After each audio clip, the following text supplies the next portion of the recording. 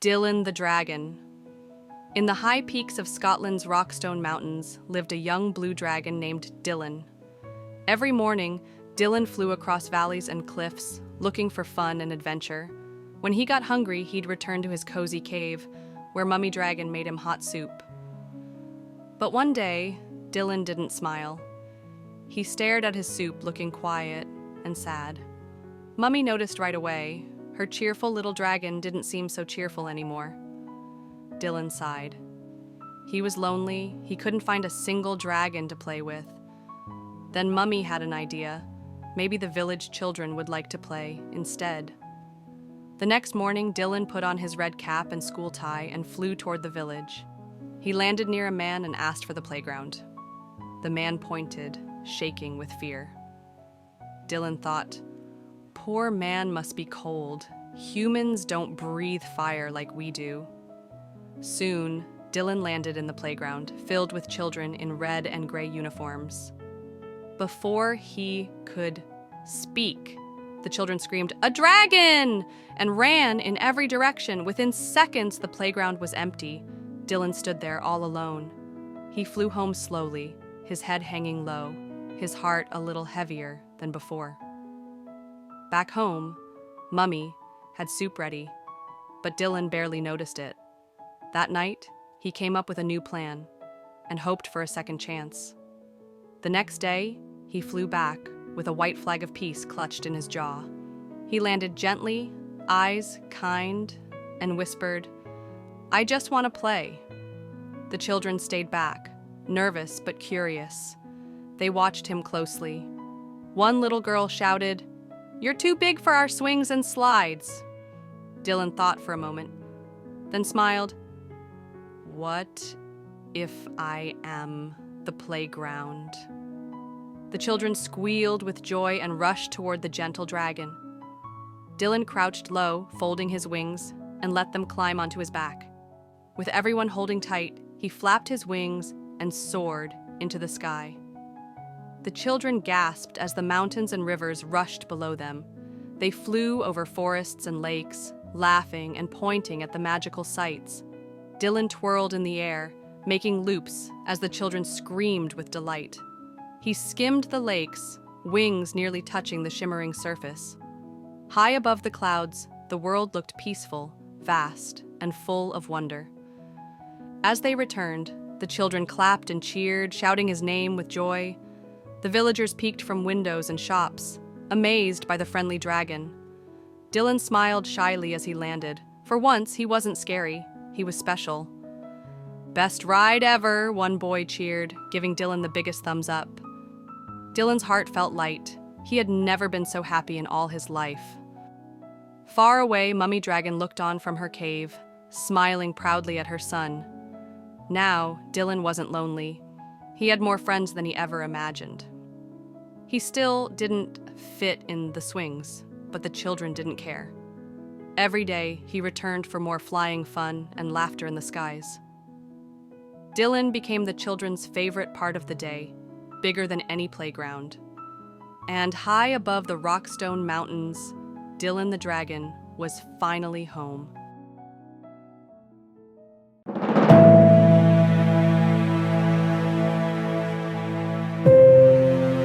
The case of the missing smile. In a magical sky office, Detective Peterson spotted a strange case. Something about it felt very special. She picked up the pink folder marked Sophia Sue Simmons and felt her curiosity grow even more. Sophia was always smiling, the file said, morning, noon, and night, until 2 days ago. She smiled brushing teeth, walking to school, even when it rained. Her joy was everywhere. But now, Sophia sat quietly. No smile, no sparkle, just a quiet, empty little face. Peterson checked her smile-o-meter. Sophia was happy at home, but still, no smile. Next, she checked school records. Sophia laughed with classmates and smiled in photos. Then she reviewed friendships. Everything glowed with love and light, yet the smile was missing. The detective walked her twinkling office floor, wondering what had stolen Sophia's beautiful smile. She called the fairy dentist. Sophia's teeth were healthy and bright, nothing wrong at all. Every baby tooth had been collected on time and replaced. Still, no smile appeared. Peterson sighed. She'd reviewed everything. Only one thing was left. She had to visit Sophia. That night, Peterson flew through the moonlit sky, carrying sparkly dust and a hopeful heart. Sophia lay asleep, her face quiet and still, without the joy it used to hold. Peterson floated close and sprinkled the sparkling magic dust gently around the room. Soft light shimmered in the air as Sophia slowly opened her eyes and looked up. "What happened to your beautiful smile?" Peterson whispered, her voice soft as a lullaby. Sophia blinked with tears and whispered, "I lost all my baby teeth. Now you're gone." Peterson smiled. "The tooth fairy never leaves. She lives in your heart forever, sweet girl." Sophia's lips twitched. A tiny smile peeked through as warm magic filled the room. Peterson stood gently. The smile had returned, brighter than ever. She flew into the stars. Sophia turned over, hugged her bunny, and slept peacefully, her smile softly glowing again. Back in her fairy office, Peterson stamped the folder and smiled. Case closed. She placed a file on her glowing caseboard. Another heart, happily mended. The next morning, Sophia giggled over breakfast, her laughter spilling joy into the room. At school, she played, laughed, and twirled, her smile bright as sunshine again. That night, she brushed her shiny new teeth and admired her reflection proudly. She drew a picture of Peterson, the kind fairy with curly hair and a kind heart. Before bed, she waved at the twinkling stars and whispered softly, "Thank you." She curled beneath her covers, smiled, and drifted into a dreamy, peaceful sleep. In the park, she spun in circles and laughed, free and full of joy. Under a tree, she wrote in her diary, "The magic never really left me." She shared her lunch, told stories, and smiled wide without needing any reason at all. Later that night, she waved at the stars again. Someone she knew was smiling back. And from that day on, Sophia Sue never forgot. The magic lives inside her forever.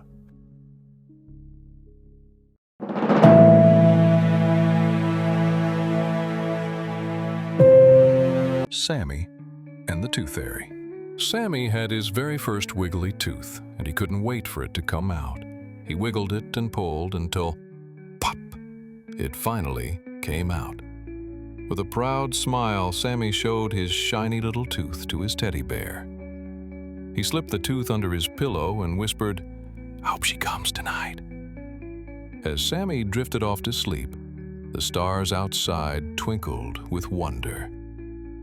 And just like magic, the Tooth Fairy appeared, gliding gently into the room. She floated near Sammy's bed, her wings glowing like moonlight. With the quietest touch, she lifted the pillow and found the tiny tooth. She left behind a shining gold coin and a little sparkle of joy. And with a twirl of her wings, she vanished into the night sky. The next morning, Sammy found the coin and gasped in delight. He raced to the kitchen to show his mom the magic she left behind.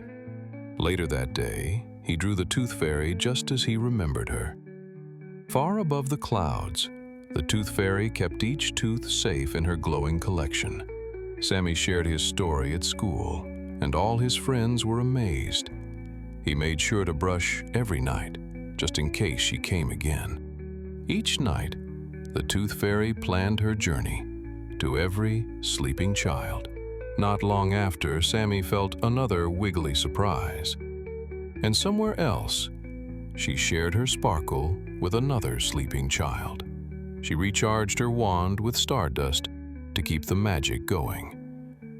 That night, Sammy tucked another tooth under his pillow with a sleepy smile. She returned once more, remembering the sweet boy who believed. In his dreams, Sammy flew with her across the sky, laughing and glowing. She gently saved his second tooth, adding it to her sky treasure. Sammy stood by the window and whispered, "Thank you, Tooth Fairy."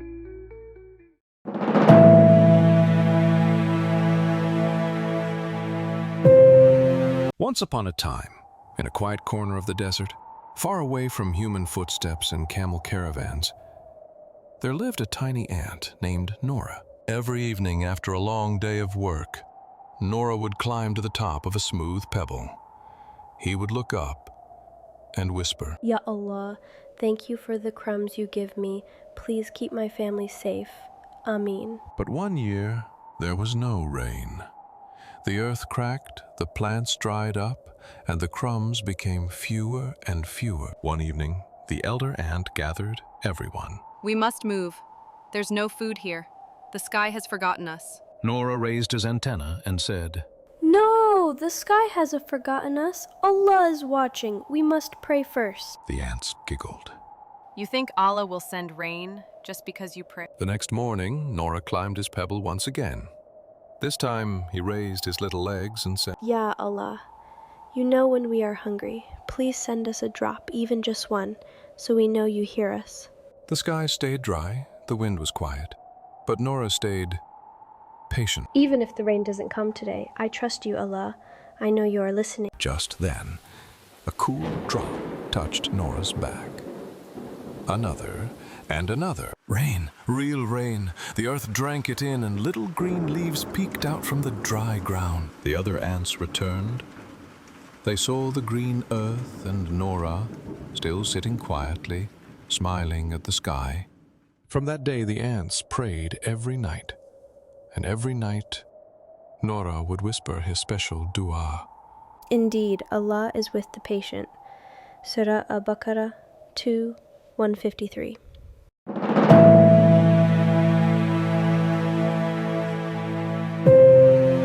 I found a frog. Even though I have grandchildren of my own, it seems like it was only yesterday when I returned home from school and found a frog on my bed. My mother just chuckled when I yelled out, I found a frog on my bed.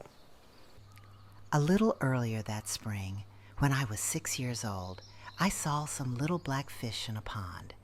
Since I didn't have any pets, I asked my mother if I could have one. She gave me a bowl and said I could catch a few and that she'd prepare their new home.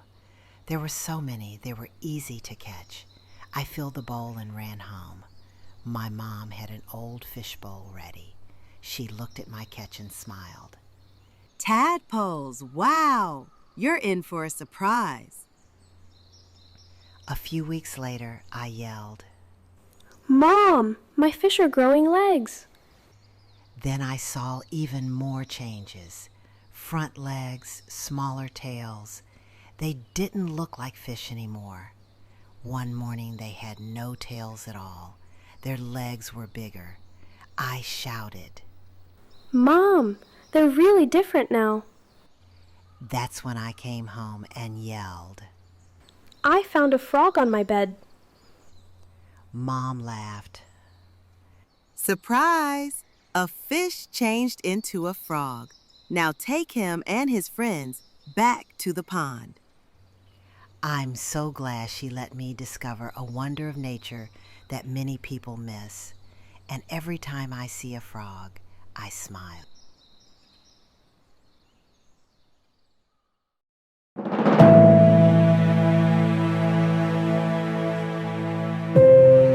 Mouse Council. In a quiet corner of an old barn lived a bustling village of mice, cheerful and safe. But one day their peace was shaken by the silent pause of danger. The elders called an urgent meeting. The time for talk had come. Elder Mortimer, the wisest of them all, spoke with a heavy heart. The cat is clever and quiet. We must protect ourselves. But how? Fear spread like wildfire. No one knew what to do. But then a young voice rose with a spark of hope. We should tie a bell to the cat's neck. Then we'll always hear it coming. With her sharp thinking, a plan began to form.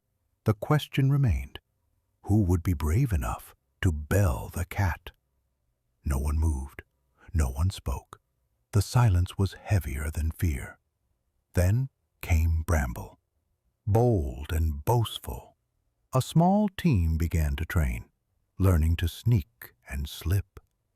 One quiet night they set off, hearts pounding and paws light. There it lay, still, silent, and dangerous even in dreams. Tika climbed higher, each heartbeat loud in her ears. But the cat stirred, and the chase began. By a whisker they escaped into the darkness below. The village roared in joy. The bell had rung, and it had worked. And so the mice learned. Courage grows loudest when shared with wisdom.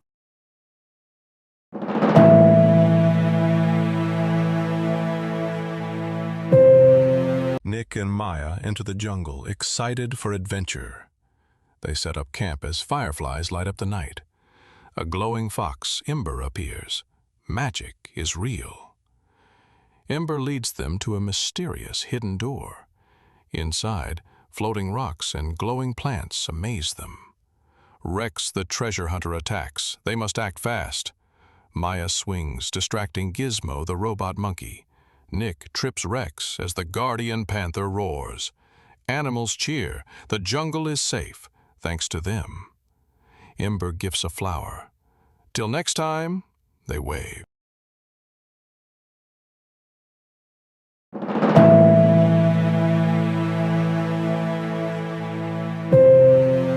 One sunny morning, little Bilal woke up feeling very hungry. Mama had made warm bread and honey, just the way Bilal loved it. Thank you, Mama. Let's go buy bread for our neighbor too.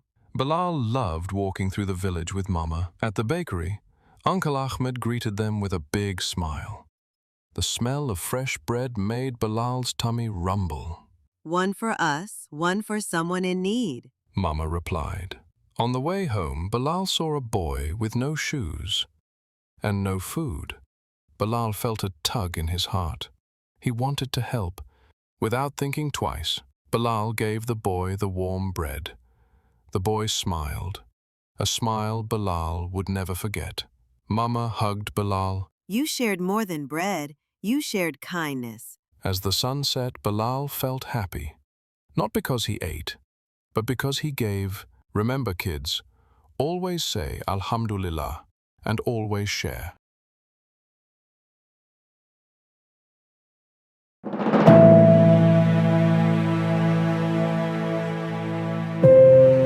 It was a warm spring evening. James, Sally, and Mark stood quietly, feeling bored after playing all day. The soccer ball sat untouched. It was too dark to play, and the kids didn't know what to do next. The stars began to twinkle above as the peaceful night wrapped around the neighborhood. I guess I'll just go home. Mark said sadly. James replied. No, wait! We can still play something. Sally shouted. Let's play hide and seek. James said quickly. I was just going to say that. Mark turned toward a big tree, covered his eyes, and began counting loudly from 100. Sally and James took off in opposite directions, giggling as they ran to find hiding spots. Sally spotted a big, fallen tree trunk and crawled underneath it to hide. Mark searched behind bushes and trees, but didn't see anyone hiding there. Suddenly, he saw James dashing toward the base and ran after him quickly. James tapped the tree and yelled, Safe! Just before Mark could tag him, James asked, Did you get Sally yet? No, she's still hiding. The forest was quiet. Sally wasn't answering their calls, and it was getting late. Deep below the tree, Sally sat inside a dark cave. She had fallen in while crawling to hide. Help! Help! Help! She shouted. Her voice echoed loudly through the mysterious cave. Mark froze. Did you hear that? Sally just yelled for help. They rushed back to the fallen tree and called out. Sally, are you down there? Sally cried. Yes. I fell into a hole under the tree. It's dark and I can't get out. Don't worry, I'm right here with you. But Sally was still scared. Mark ran through the night to get help from his dad, hoping everything would be okay. Mark's dad knelt beside the tree and called out gently. Sally, are you all right? He tied a strong rope to the tree while James and Mark held on tightly. Carefully, Mark's dad lowered himself into the hole, shining his flashlight around. Sally smiled with relief as she saw the beam of light moving through the cave. Mark's dad reached her and gave her a big, comforting hug. Nearby, he noticed something strange wrapped in old blankets in the middle of the cave. He tied the bundle to the rope, and the boys pulled it out with all their strength. Mark's dad lifted Sally up high, and she scrambled out of the hole to safety. Then he pulled himself out using the rope. Covered in dirt, but smiling, Mark's dad said, Let's go to my house. We'll have some tea and see what this bundle is. Everyone gathered around as they slowly unwrapped the dusty blankets with curiosity. Inside, they discovered a wooden box. They opened it slowly and gasped. Jewels sparkled in every color: diamonds, rubies, emeralds, and gold coins. The next day, they drove with Sally's mom to the police station to return the treasure. Sally handed the box to the officer and explained how they had found it. They walked out quietly. Even ice cream didn't cheer them up that day. Weeks later, Mark's dad got a phone call and looked surprised. At Mark's house, the police arrived again, this time holding the treasure box. The Groufley said that the officer said with a smile, while following Sally, Sally, the treasure is yours, but it comes with great responsibility. Sally announced happily. I'll share it with everyone, and the last part goes to help others.